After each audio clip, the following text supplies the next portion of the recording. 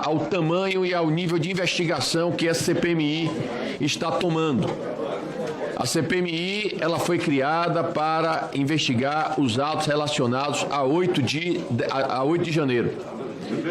Qualquer denúncia que exista eventualmente contra o ex-presidente, contra qualquer pessoa que fez parte do seu governo, não está necessariamente vinculada a essa CPMI.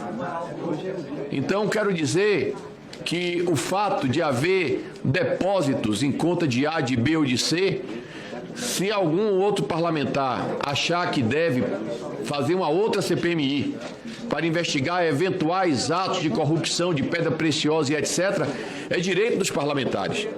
Essa CPMI, ela tem que se ater ao seu objeto. E o seu objeto é investigar o que aconteceu no dia 8 de janeiro. Tem aqui muita gente entrando com requerimento sobre questão de pedras preciosas. Eu não enxergo, como presidente dessa comissão, do senador Otto Alencar, relação entre pedras preciosas e o ato do 8 de janeiro. Eu não consigo ver um nexo causal nesse tipo de relação. Então, eu quero chamar a atenção de todos os parlamentares para que nós tenhamos muito cuidado, porque nós não temos um tempo indefinido, nós temos um momento para concluir as investigações. A relatora Elisiane Gama, eu vejo ela aqui preocupada com o número de pessoas que ela quer ouvir e, ao mesmo tempo, a exiguidade do tempo que nós temos. Nós temos visto aqui, por exemplo, que até hoje, exceto no caso dos peritos e do sujeito que botou aquela bomba lá no aeroporto, exceto aquele dia, nós nunca conseguimos ouvir mais de uma pessoa em uma sessão. Portanto, nós temos que fazer escolhas. Nós temos que selecionar aquilo que seja mais importante para a CPMI. Essa CPMI não foi criada para investigar atos de corrupção. Não foi, deputado Paulo Magalhães.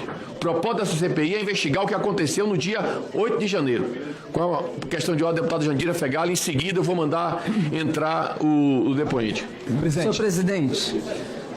Senhor presidente, Vossa Excelência tenta fazer uma separação que só a CPMI vai poder saber se está separado ou se não está. Quando o ex-ajudante de ordem, eu já fiz o requerimento de reconvocação dele, eu mesma fiz. Quando ele deposita um dinheiro e por isso ele volta aqui, a outra ponta que recebe o dinheiro também precisa ser olhada.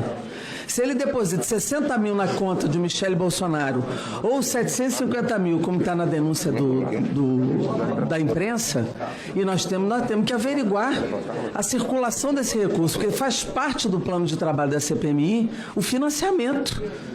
Quem financiou todos os atos antidemocráticos dentro do processo, que nós entendemos que é um processo, não é só o 8 de janeiro. Então, se tem dinheiro circulando, dinheiro vivo circulando, nas mãos de quem tinha uma minuta do golpe no seu celular, e a outra ponta que recebe não vai ser investigada, então, quando a gente pede a movimentação financeira de Michele Bolsonaro ou de Jair Bolsonaro, faz parte do escopo da investigação. Só a CPMI vai poder separar, depois de olhar e depois de investigar, se tinha ou não relação com o processo antidemocrático brasileiro. Nós não podemos a priori dizer, não vejo relação.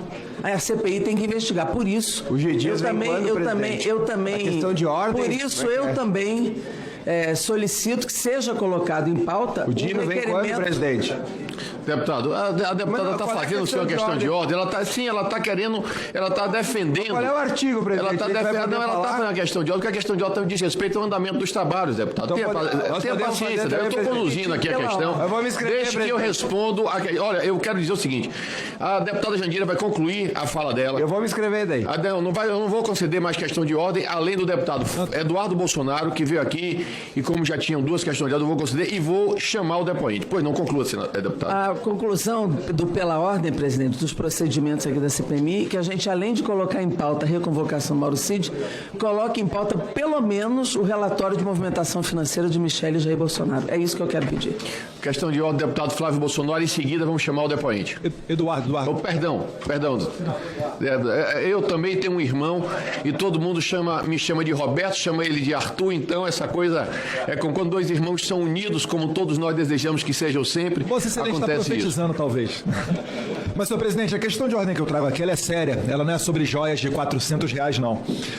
Trata-se de uma fake news, eu passo a ler aqui, apenas uma lauda, bem simples, mas incisiva, baseada no artigo 74, inciso 7º do Regimento Interno da Câmara, combinado com o artigo 55, parágrafo 1º da Constituição Federal. Com base nos princípios éticos e morais de conduta parlamentar e considerando a relevância da manutenção da integridade e da reputação dos membros dessa CPMI, venho apresentar uma questão de ordem relativa à disseminação de notícias falsas no site do PT sobre a CPMI. A notícia veiculada envolve o meu nome, Eduardo Bolsonaro, e do meu irmão, Flávio Bolsonaro. E destaco que, nos casos omissos do Regimento Interno do Congresso Nacional, devemos aplicar as disposições do Regimento Interno do Senado e, se este ainda for omisso, aqueles constantes do Regimento Interno da Câmara dos Deputados. É nesse sentido, presidente, que eu faço a questão de ordem baseada no artigo 74, inciso 7º do Regimento Interno da Câmara, que estabelece que o parlamentar poderá falar para contestar a acusação pessoal à própria conduta ou para contradizer o que lhe for indevidamente atribuído como opinião pessoal. Nesse contexto, afirmo que o site do PT divulga fake news sobre a relação da minha família com o senhor Silvinei Vasques.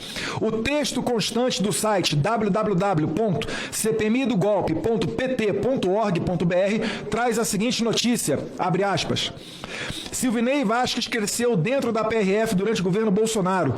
Segundo o site GGN apurou, ele era amigo de Eduardo e Flávio e hospedava os filhos do ex-presidente em sua casa em Santa Catarina. Eu nunca fui à casa de Silvinei Vasques. Nem Flávio Bolsonaro, que está aqui dizendo do meu lado. Também emprestava a sua lancha e o seu jet ski, que ele também não tem, presidente. Inexiste essa propriedade. Para os dois, Eduardo e Flávio, passearem e se encontravam no Clube 38, clube que há anos eu não frequento mais. Um dos mais polêmicos redutos bolsonaristas do país. Flávio Bolsonaro sequer foi ao clube. A amizade rendeu. Vasques foi nomeado diretor-geral da PRF em abril de 2021, dias após Anderson Torres se tornar ministro da Justiça. Logo se mostrou fiel à cartilha desumana e suspeita do bolsonarismo, além de promover a politização da força de forma nunca vista, ele editou uma portaria para revogar o funcionamento de comissões internas de direitos humanos. E os 8 processos administrativos a que respondia foram colocados em sigilos de 100 anos, fecha aspas. A questão do sigilo aqui é uma outra fake news. Eu vou encurtar, presidente, mas é também com base no artigo 55, parágrafo 1º, que prevê que o parlamentar, o deputado ou senador, poderá perder o seu mandato. Diz aqui o parágrafo 1º, é incompatível com o decoro parlamentar, além dos casos definidos no regimento interno, o abuso das prerrogativas asseguradas a membro do Congresso Nacional ou a percepção de vantagens indevidas. E o artigo 4º traz também o seguinte do Código de Ética. Constituem procedimentos incompatíveis com o decoro parlamentar, puníveis com a perda do mandato. Inciso 1, abusar das prerrogativas constitucionais asseguradas aos membros do Congresso Nacional. Então, assim sendo, presidente, finalizando, solicito que seja avaliada a possibilidade de encaminharmos esses assuntos ao Conselho de Ética e Decoro Parlamentar de ambas as casas legislativas, a fim de que sejam adotadas as medidas cabíveis para investigar a veracidade das informações divulgadas e, caso comprovada a divulgação de informação falsa, tomar as providências necessárias para que seja restabelecida a verdade.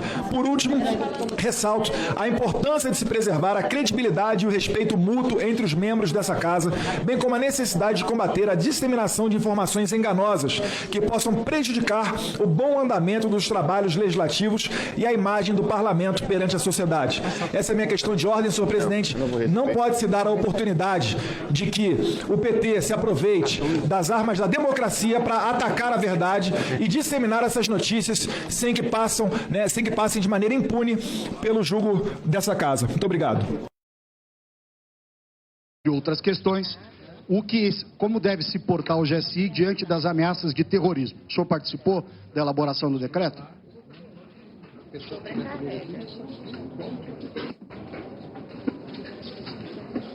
Não.